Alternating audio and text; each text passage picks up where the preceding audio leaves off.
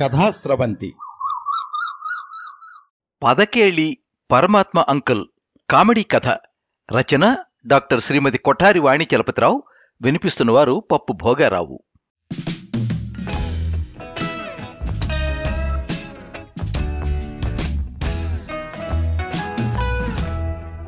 ఎవడి గోల వాడిది, ఎవడు పిచ్చివాడికి ఆనందం అనిపించింది రోడ్డు మీద నాకెదురుగా నడుచుకుంటూ వస్తున్న మా పరమాత్మ అంకుల్ని చూశాక.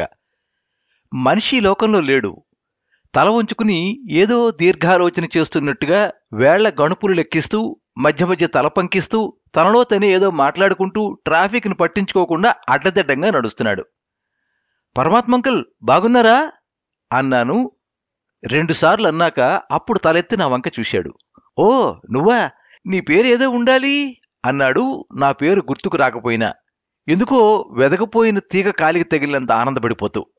నా పేరు సుపుత్ర, మీ ఫ్రెండ్ విశ్వామిత్ర గారి అబ్బాయిని అని గుర్తు చేశాను. తెలుసు, పేరే త్వరగా గుర్తు రాలేదు గాని ఇదిగో సుపుత్ర, ఇలా రా, సమయానికి కనిపించావు అంటూ నన్ను పక్కనే ఉన్న పేవ్మెంట్ మీదకి తీసుకెళ్లి ఒకటి అడుగుతాని చెప్పవయ్యా. వండి గాంధీగారికి వడ్డించే ముందు సరిగ్గా సర్దితే ఓ ఆయుధం బయటపడింది, అదేంటో చెప్పు అన్నాడు. తలాతోకలేని ఆ తిక్క ప్రశ్నతో నాకు తెక్కెక్కిపోయి మీ మనసులోని భావం ఏమి తిరుమలేశా అన్నట్టుగా వెర్రి ముఖంతో ఆయన వంక చూశాను.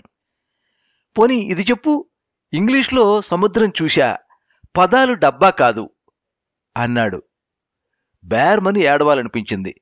రోడ్డు మీద జనం మూగుతారేమో నా చుట్టూ అన్న భయంతో ఎలాగోలా కంట్రోల్ చేసుకున్నాను. మీరేమడుగుతున్నారో తెలియక తికమకపడి చస్తున్నాను అన్నాను చేతులు జోడిస్తూ. పరమాత్మ అంకుల్ పిచ్చివాడా అన్నట్టు నా వంక ఓ చూపు చూసి పదకేళి అయ్యా అన్నాడు కథాకళి భంగిమ ఒకటి పెట్టి. అయినా నాకు అర్థం కాలేదు. ఆయన ముందు నేను మరీ ముద్దబ్బాయిని అయిపోతున్నానేమోనన్న టెన్షన్ అంతకంతకు నాలో పెరిగిపోవడం మొదలుపెట్టింది. నా తెల్లమొహం చూసి పజిలయ్యా బాబు అని అప్పుడు విషయం తేటతల్లం చేశాడు పరమాత్మ అంకుల్. ఓ, పజిల్ నింపటం కోసం పడుతున్న తిప్పలా ఇవి? కాలక్షేపం కోసం పజిల్ నింపదలుచుకుంటే హాయిగా ఇంట్లో కూర్చుని సరదాగా నింపుకోక ఇలా రోడ్డు మీద నడుస్తూ కూడా దాని గురించి ఆలోచించడం ఏమిటి అన్నాను అంకుల్ దగ్గర నాకున్న చొరవతో చనువుగా. పరమాత్మ అంకుల్తో నేనే కాదు ఎవరైనా చనువుగానే ఉంటారేమో. ఎందుకంటే ఆయన సరదా మనిషి. ఆయన ముఖం, ఆకారం, హావభావాలు, మాటలు అన్నీ సరదాగా ఉంటాయి. అంటే మన హాస్యనటుడు బ్రహ్మానందంలా అన్నమాట. ఇంట్లో కూర్చునే పజిల్ నింపుకుంటున్నానయ్యా, ఇంతలో మా ఆవిడ బజారుకి వెళ్ళి ఉల్లిపాయలు తెచ్చిపెట్టండి అని పురమాయించింది. నా పదమవ్యూహం అంటే ఆవిడకు పరమ చికాకు.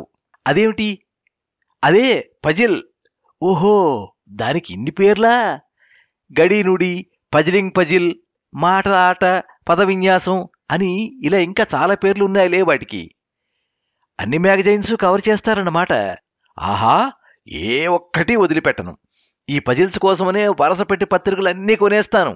ఇంటి నిండా ఈ చెత్త ఏమిటిని మా ఆవిడ తెగ గొణుగుతుంటుందనుకో, అది వేరే విషయం అన్నాడు నవ్వుతూ. అయితే మీకు పజిల్ పిచ్చి బాగానే ముదిరిపోయిందన్నమాట అని అందామనుకుని, పెద్దవాడు కదా మరీ బాగుండదేమో అని మనసులోనే అనుకున్నాను. పజిల్స్ నింపుతూ కూర్చుంటే మెదడుకు బోలెడది మేత దొరికి భలే ఇంట్రెస్టింగ్గా ఉంటుందయ్యా. అసలు టైమే తెలవదు. పజిల్స్ పిచ్చితో పత్రికలు కొని బోలెడు డబ్బులు వృధా చేస్తున్నానని నా వైఫ్ భద్రకాళిలా నా మీదకి లేస్తుంది గాని, ఆ మిగతావన్నీ ఆవిడ తీరుబడిగా కూర్చుని చదువుకుని సద్వినియోగం చేయొచ్చు కదా పత్రికలని. చదవదు. పోని నేను పజిల్స్ నింపే సమయంలో అయినా నా పక్కన కూర్చునేలాగా హెల్ప్ చేయొచ్చు కదా పదాలు అందిస్తూ. భార్యాభర్తలిద్దరూ ముదిమి వయసులో అలా కూర్చుని పదాలాట ఆడుకుంటూ ఉంటే ఎంత బాగుంటుంది. మొగుడి మనసు తెలుసుకుని నడుచుకునే భార్య దొరకడం ఎంతైనా అదృష్టమయ్యా అన్నాడు పరమాత్మ అంకుల్ తెగ బాధపడిపోతూ. నేను అవును అనలేక కాదు అనలేక తెగ ఇబ్బంది పడిపోయాను. నీకు తీరుబడున్నప్పుడల్లా మా ఇంటికి వచ్చేవయ్యా, పజిల్స్ నింపుకుందాం సరదాగా అన్నాడు ఆయన వెళ్ళబోతూ. ఏం మాట్లాడలేదు నేను. అంటే కమిటీ అయిపోయినట్లు అవుతుందని 4 అడుగులు ముందుకేసి మళ్ళీ వెనక్కి తిరిగి, అవునయ్యా, ఆద్యంతం ముద్దులాడు 2 అక్షరాలు, అది ఏ పదం అయి ఉంటుందంటావు అని అడిగాడు పరమాత్మ అంకుల్. ఆడు అన్నాను టక్కున. అవునయ్యో, ఎలా చెప్పగలిగావు? ఆది అక్షరం ఆ, అంతంలో ఉన్న అక్షరం డు, ఆడు, ఆ 2 అక్షరాలు ముద్దులాడు అంటే దగ్గరికి చేర్చమనే కదా అర్థం అన్నాను నేను. అవునయ్యో, ఏమో అనుకున్నాను గాని నువ్వు తెలివిగలవాడివే అన్నాడు అంకుల్, తను మురిసి ముక్కలవుతూనే నన్ను మెచ్చుకుంటూ. అంతకుముందు వెర్రిమొహం వేసిన నేను ఆ పొగట్టుతో హీరోలా ఫీల్ అయిపోయాను. హీరో అని ఎందుకన్నానంటే సినిమాల్లో హీరోలందరూ తెలివైన వాళ్లే కదా, అందుకు. అవునబ్బాయ్, నీ పేరేమిటన్నావు? సుపుత్ర. అవునవును, నీ బారసాలకు నేనొచ్చాను. మీ నాన్న నీకు ఆ పేరు పెడుతూ ఉంటే ఇదేం పేరు అన్నట్టు చూశారు అందరూ. తన కొడుకు సుపుత్రుడై మంచి పేరు తేవాలన్న కోరికతో ఆ పేరు పెట్టారు. అందులో విచిత్రమే ఉంది అని నేనే సమర్థించాను. సునయన, సుగాత్రి, సుకుమార, సుదంత, సుమన్ అన్న పేర్లున్నప్పుడు సుపుత్ర అన్న పేరు మాత్రం ఎందుకు ఉండకూడదు? సుకుమార అన్నా ఒక విధంగా సుపుత్ర అన్న అర్థమే వస్తుంది కదా. అయినా అర్థం పర్థం లేని, అర్థం తెలిసి చావని పేర్లని మోడర్న్ యుగంలో పెడుతున్నారు పిల్లలకు. సోనీ, స్నూఫీ, రీతు, కౌతు అని.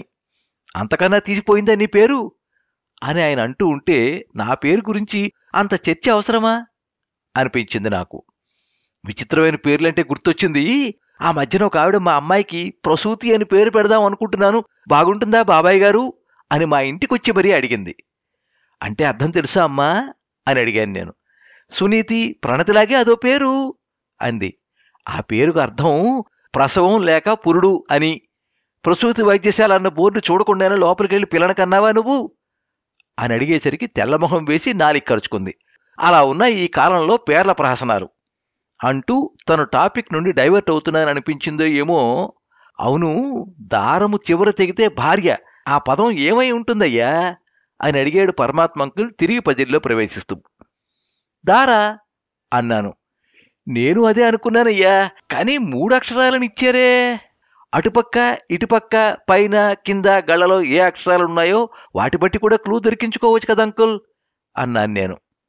అది నిజమేననుకో, నేను ఎక్కువ భాగం అలాగే పూరిస్తుంటాను. పజిల్ ముందు ఉంటే గాని ఆ పదం తెలీదు. ఇక నేను వస్తానండి.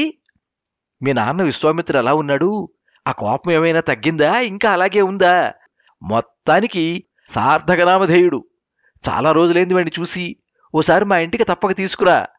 చిన్నప్పుడు మేము క్లాస్మేట్స్మే కాదు, బెంచ్మేట్స్ కూడా. మీరు కలిశారని నాన్నకి చెబుతానండి, తప్పక తీసుకొస్తాను. మిమ్మల్ని కలవటం అంటే ఆయనకు సంతోషమే అన్నాను మర్యాదపూర్వకంగా. ఆయన బుర్ర గోక్కోవడం చూసి మళ్ళీ ఏదో పజిల్ పదం అడగబోతున్నాడని గ్రహించి మెల్లగా అక్కడి నుంచి జారుకున్నాను. ఆ సంఘటనతో మళ్ళీ ఇంకెప్పుడు పరమాత్మ అంకుల్ కంటపడకూడదని గట్టి నిర్ణయమే తీసుకున్నాను గాని అది ఎక్కువ కాలం నిలవలేదు. కారణం, ఆ రోజు ఇంటికి రాగానే అంకుల్ దారిలో కలిశారని మా నాన్నతో చెప్పడమే. అదే పెద్ద పొరపాటయింది.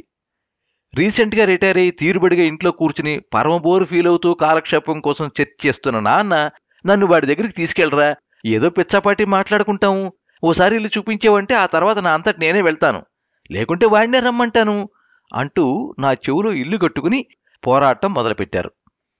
నాన్నకు అసలే ముక్కు మీద కోపమేమో, చెప్పిన పని నేను వెంటనే చేయకపోయేసరికి ఆ తర్వాత అరిచి మరీ చెప్పారు. మొదటి నుంచి నాన్న ప్రతి మాటకు తందాన తాన అనటం అలవాటైన అమ్మ అంతగా అడుగుతూ ఉండి తీసుకెళ్లొచ్చు కదరా పాపం అని వంతపాడింది. అయినా నేను మౌనంగా ఉంటే ఇక అడ్డాలనాడు బిడ్డలు గాని అంటూ మొదలుపెట్టి 6 డజనుకు తక్కువ కాకుండా సామెతలు చెప్పేస్తుంది. అలా సామెతలు చెప్పడం నా పెళ్ళైన మరో రోజు నుంచి మొదలైంది. అంతకుముందే నాకు అడ్డం వచ్చేసిన. అంతగా అమ్మ నాన్న చెరుకు వైపు నన్ను మధ్యలో వాయిస్తుంటే తీసుకెళ్ళక చస్తానా? ఓ ఆదివారం నాడు నా బైక్ మీద బయలుదేరి అష్టకష్టాలు పడి అడ్రస్ వెతుక్కుని మొత్తానికి ఎలాగైతేనే పరమాత్మ అంకుల్ దర్శన భాగ్యాన్ని పొందాను. అదైనా అంత త్వరగా దొరికిందా? కాలింగ్ బెల్ కొట్టగానే ముందు పనిపిల్ల వచ్చి ఎవరు అని అడిగింది. మేమెవరో నీకేం తెలుసు, సత్రకాయవి, నువ్వు పెద్దవాళ్ళని పట్టుకుని ఎవరు అని అడిగేదానివే, వెళ్ళి మీ అయ్యగారిని పిలువు అని కసురుకున్నాడు నాన్న. అయ్యగారు రాలేదు గాని అమ్మగారు వచ్చింది. ఓ, విశ్వామిత్ర అన్నయ్య గారా, ఎన్నాళ్లకు అంటూ ఆ పనిపిల్ల ద్వారానే మంచినీళ్ళు తెప్పించింది.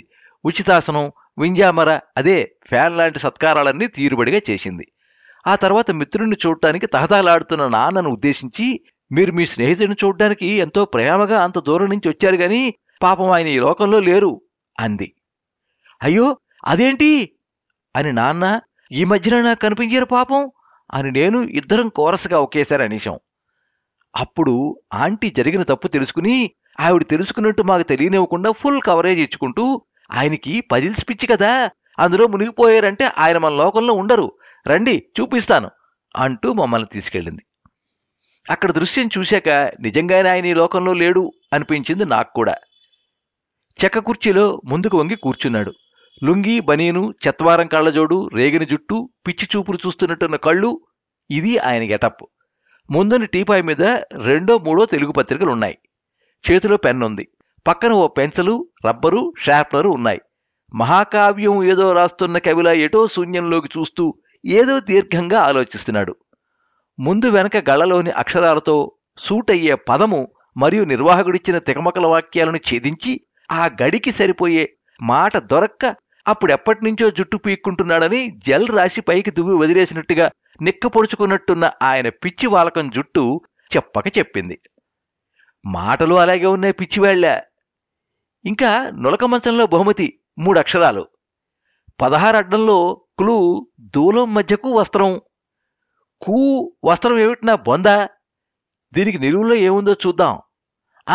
దొరికింది. ఇకపోతే 8 నిలువుకులు కింద నుంచి మాకు అవి రానియండి. కింద నుంచి అవి రానియడమేంటి? ఏంటవి? నా పిండాకుడు. ఇదేం ఆధారం? తలా తోకలేని ఆధారం. 7 నిలువులో హిందీ వేడి అన్నాడు. వేడిని హిందీలో ఏముంటారో మనకు తెలియదు. హిందీలో పూర్, డిక్షనరీ చూసే సరిపోతుంది అని అనుకుంటూ తెలుగు హిందీ డిక్షనరీ తీశాడు పరమాత్మ అంకుల్. టీపాయ్ మీద ఇంతెత్తున ఉన్న ఆ లావుపాటి పుస్తకాలు వివిధ భాషల డిక్షనరీలని అప్పుడు నాకు అర్థమైంది. దాంతో ఇందాక మహాకవిలా కనిపించిన అంకుల్ ఇప్పుడు నాకు గొప్ప శాస్త్ర పరిశోధకుడిలా కనిపించడం మొదలుపెట్టాడు. నాన్న మాత్రం తెగ బాధపడిపోతూ, ఏమిట్రా ఈ పిచ్చి వాలకం, ఇలా అయిపోయేవేంటి? నేను అసలు గుర్తే పట్టలేకపోయాను అన్నాడు. ఆయన మాత్రం నాన్నను వెంటనే గుర్తుపట్టి, ఓ విశ్వామిత్ర, నువ్వా? మీ అబ్బాయి కూడా వచ్చాడా? వెరీ గుడ్, రండి రండి అని 2 కుర్చీలు తెచ్చి ఇలా నా పక్కన వెయ్యవే అంటూ ఆంటీని పురమాయించాడు. మనిషి కొంచెం కూడా లేవకుండా అలా అక్కడే పక్కన వచ్చి మమ్మల్ని ఎందుకు కూర్చోమంటున్నాడో ఆంటీతో పాటు మాకు అర్థమైంది. ఇంక బుక్ అయిపోయానురా దేవుడా అని నేను మనసులో అనుకుంటూ ఉండగానే, మీ వాడి జీనియస్ రా అని నాన్నతో అని నాకు సర్టిఫికేట్ కూడా పడేసి అలా నా ముందరి కాళ్ళకు బంధం వేసేశాడు. ఆంటీ నెత్తి కొట్టుకుంటూ, ఇది ఈయన వరస అన్నయ్య గారు. ఇంటికొచ్చిన వాళ్లతో మాట మంతి మర్యాద మన్నన లేకుండా ఇలా పజిల్స్ వినిపిస్తూ ఉంటారు అంది బాధగా. ఈ పజిల్స్ పిచ్చేవిట్రా నీకు? ఏదైనా లిమిట్లో ఉంటే సరదాగా ఉంటుంది గాని వ్యసనంలా మారితే ఇలాగే పిచ్చి బాలకం పడిపోతుంది అని నాన్న పరమాత్మ అంకుల్ని మందలించగానే ఆంటీ తన గోడు వెళ్లబోసుకోవటానికి ఓ శ్రోత దొరకడంతో అంకుల్ మీద పూర్తిగా రెచ్చిపోయింది. చూడండి అన్నయ్య గారు, చెబితే వినరు, బోలె డబ్బులు పోసి పజిల్స్ కోసం పత్రికలన్నీ కొనేస్తారు. మళ్ళీ దీనివల్ల ఏమైనా సంపాదిస్తున్నారా అంటే అది లేదు. పత్రికల వాళ్ళు పెట్టే బహుమతి ఏ 500 రూపాయలు 700 లాటరీ పద్ధతిలో 5గురికో 6గురికో పంచితే వారిలో ఈయన ఏనాడు ఉండరు. ఎందుకు వృధా ప్రయాస అంటే వినరు అంది. జీవితంలో కొన్ని సరదాలు అవసరమే గాని మరీ అదే పట్టుకుని వేళ్లాడితే సమయం వృధా, చేయాల్సిన పనులకు ఆటంకం కూడా అన్నాడు నాన్న. పనులుంటే గుర్తుకొచ్చింది. ఈ పదవిన్యాసంలో పడి ఎనకు ఎంత మతిపరుపు వచ్చిందంటే, బజారుకి వెళ్ళి ఉల్లిగడ్డలు తెమ్మని పంపిస్తే ఎల్లిగడ్డలు తెస్తున్నారు, ఆవాలు తెమ్మని పంపిస్తే జీలకర్ర తెస్తున్నారు. ఒక్కోసారి అసలు ఏమీ తేకుండా ఏదో తెమ్మన్నావు నువ్వు, ఏంటది అంటూ చేతులు ఊపుకుంటూ వస్తున్నారు. ఈయనతో నాకు మహా చెడ్డ చిరాగ్గా ఉంది అన్నయ్య గారు. పని ఆసరా ఎలాగూ లేదు, కనీసం మాట ముచ్చట అయినా ఉందా అంటే అదీ లేదు. ఇంట్లో పెళ్ళాం అనే దాన్ని నేనొకదాన్ని ఉన్నానన్న స్పృహే లేదు ఈయనకు అని ఓ లంబాచౌడ షికాయతను నాన్నకు సమర్పించింది ఆంటీ. దాంతో అసలే అగ్నిహోత్రావధానంతటి వాడైన నాన్న ఆంటీ రేపిన గాలి దుమారానికి అంకుల్ మీద ఒంటికాలి మీద లేచారు. నీకసలు బుద్ధుందారా? కట్టుకున్న దాన్ని అన్ని కష్టాలు పెడుతున్నావా? కలకంటి కంట కన్నీరొలికిన అన్న పద్యం మన తెలుగు మాస్టర్ అప్పుడు క్లాసులో చదివింది గుర్తులేదు. ఇలా నేర్పిస్తే ఆ ఉసురు నీకే తగులుతుందిరా అంటూ ఆవేశపడిపోయాడు. అంకుల్ నాన్న కోపం తెలిసినవాడే అయినా అంతగా ఆయన కోపం తెప్పించిన సందర్భం మాత్రం ఏంటో అర్థం కాక మాస్టర్ బెత్తం ముందు భయపడి నిల్చున్న కుర్రాడి ముఖం పెట్టి, ఇప్పుడు నేనేం చేశానురా? తాగి తందనాలాడేనా? సెకండ్ సెటప్ పెట్టానా? పేకాట ఆడి ఆస్తులు తగలేశానా? ఆవిడగారు అంతగా ఎందుకు సాధిస్తున్నదో నీకే పాట అర్థమైందో నాకు తెలియదు గాని నాకు మాత్రం అర్థం కాలేదు అన్నాడు. అదే పనిగా పజిల్స్ నింపుతూ పెళ్ళాన్ని పట్టించుకోకపోవడం చిన్న తప్పనుకున్నావా అని నాన్న అరిచినట్లుగా అంకుల్తో మాట్లాడుతూ ఉంటే ఆనందంతో వికసించింది. అనండి, ఇంకా అనండి అన్నట్లుగా నిల్చుని కచ్చగా చూస్తూ అంతలో అరిచి అరిచి నాన్నకు గొంతు పొరబవడంతో మంచినీళ్ళవి తెచ్చిచ్చి మళ్లీ తినటానికి ఏవో తేవటానికి కాబోలు లోపలికి వెళ్ళింది. ఈలోగా పరమాత్మ అంకుల్ సగం నింపి వదిలేసిన గడి నుడిలోకి అప్రయత్నంగానే దృష్టి సారించాడు. అరేయ్ విశ్వామిత్ర, ఆ రోజుల్లో నీకు తెలుగులో ఎక్కువ మార్కులు వచ్చేవి కదా, ఇప్పటి నీ పాండిత్యం ఏ పాడితే చూస్తాను. భూమికి మరో పేరు చెప్పు, 3 అక్షరాలుండాలి అని అడిగాడు అంకుల్. ధరణి అన్నాడు నాన్న అత్యుత్సాహంతో. సరిపోదురా వసుధ, అది సరిపోదురా, మధ్యలో వా అనే అక్షరం ఉండాలి అన్నాడు అంకుల్. ఆ మాట ముందే చెప్పొచ్చుగా, అవని అని సమాధానం చెప్పాడు. కరెక్ట్. మన్మథుని భార్య రతి. అవును రోయ్, సరిపోయింది, నీకు తెలుగులో బాగానే నాలెడ్జ్ ఉందిరా అని అంకుల్ అనేసరికి నాన్న పొంగిపోయి, ఆ తర్వాత ఏ గడి నింపాలో దానికి ఆధారం ఏమిచ్చారో అది చదువు అన్నాడు తొందర పెడుతున్నట్టుగా. తిరగబడిన ఇంద్రుడి భార్య. ఇంద్రుడి భార్య పేరైతే శచీదేవి. మరి తిరగబడడం ఏమిటో నాకు తెలీదు. అది నీకు తెలియదులే, నువ్వు చెబుతూ ఉండు, నేను నింపుకుంటూ ఉంటాను. అలా ప్రవాహంలా సాగిపోతోంది వారిద్దరి సంభాషణ. నేను కొన్ని అక్కడ ఉన్నానన్న విషయం కూడా మర్చిపోయి నాన్న అంకుల్ ఇద్దరూ పజిల్లో మునిగిపోవడంతో ఆ సంఘటనకు నేను ఆశ్చర్యపోయాను.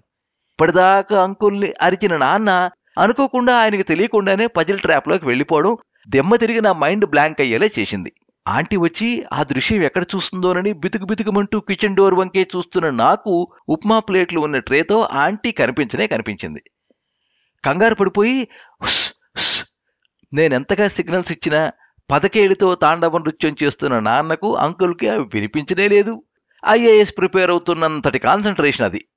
ఇద్దరు సైంటిస్టులు కలిసి కూర్చుని రీసెర్చ్ పేపర్ తయారు చేస్తున్నంతటి నాలెడ్జిబుల్ విషయం అది. అందుకే నా సైగలు కనిపించని వినిపించిన స్థితిలో ఉన్నారు వాళ్ళిద్దరూ. అయ్యయ్యో ఆంటీ అటు చూడనే చూసింది. నేను అనుకున్నట్టుగానే ముందు ఆశ్చర్యంగా చూసింది, ఆ తర్వాత ముఖం చిట్లించి చూసింది, ఇంకా ఫైనల్గా గుడ్లురిమి కోపంగా చూసింది. ఆవిడకు ఎంత కోపం వచ్చిందంటే చేతిలో ఉన్న ఉప్మా ట్రే ఎత్తి కింద పడేస్తుందేమో, ప్లేట్లు టప్పమని పగిలిపోతాయేమో అని నాకు అనిపించే అంత కోపం వచ్చింది. ఆమె అలా అయితే చేయలేదు గాని గబగబా వచ్చి విసురుగా ట్రే టీపాయ్ మీద పెట్టి తీసుకోండి అని కూడా అనకుండా సర్రన కిచెన్లోకి వెళ్ళిపోయింది. నివ్వెరిపోయి చూశాడు నాన్న ఆ చర్యను. ఇంకింటికి వెళ్దాం పద నాన్న అన్నాను నేను మా నాన్నను ఉద్దేశించి.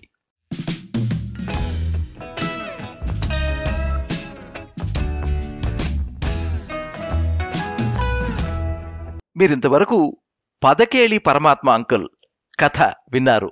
రచన డాక్టర్ శ్రీమతి కొఠారి వాణి చలపతిరావు. వినిపించిన వారు పప్పు భోగారావు. ఈ కథ స్వాతి సపరవార పత్రిక 2011 సంవత్సరం జూలై 29వ తేదీ సంచికలో ప్రచురించబడింది.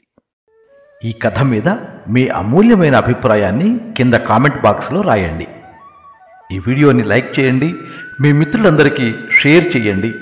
ఇలాంటి మరిన్ని మంచి కథలు వినిపించడానికి ఈ ఛానల్ని సబ్స్క్రైబ్ చేసుకోండి. పక్కనే ఉండే బెల్ ఐకాన్ని క్లిక్ చేస్తే ఇలా అప్లోడ్ చేసే వీడియోల వివరాలన్నీ కూడా మీకు ఎప్పటికప్పుడు నోటిఫికేషన్ ద్వారా తెలుస్తాయి. ఎప్పుడు మీ అభిమానాన్ని కోరుకునే పప్పు భోగారావు. సర్వే జనాః సుఖినో భవంతు. కథా స్రవంతి.